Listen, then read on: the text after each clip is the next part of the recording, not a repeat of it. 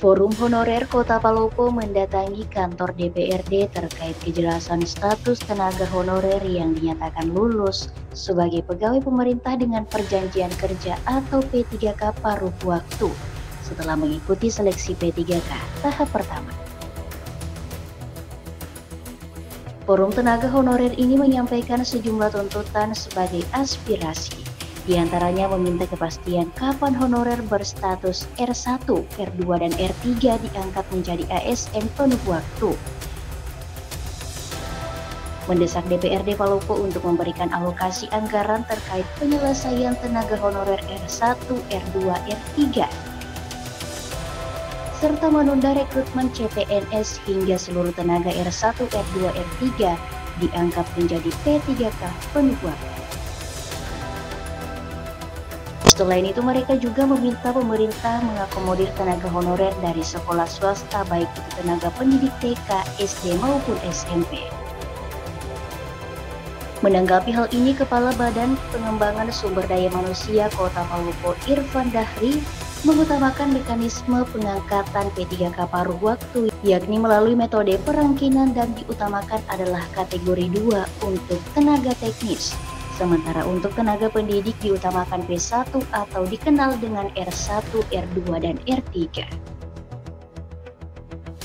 Terkait formasi yang akan dibuka, menurut Irfan Dahri, ini merupakan wewenang pihak eksekutif dan legislatif yang akan membicarakan terkait ketersediaan anggaran untuk usulan formasi selanjutnya.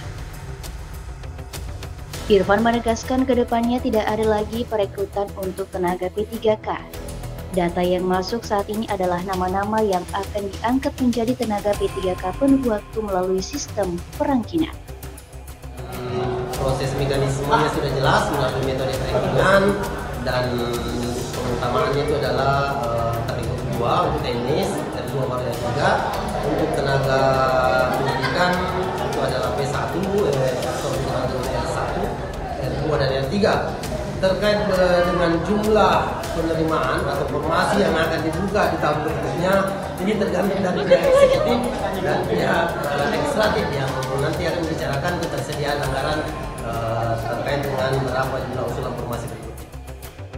Sementara itu, Ketua DPRD Kota Palopo Darwin mengatakan saat ini pemerintah kota belum mampu mengakomodir seluruh tenaga honorer yang ada di Kota Palopo, sehingga pihaknya bersama eksekutif akan mencari formulasi agar honorer bisa terakomodir.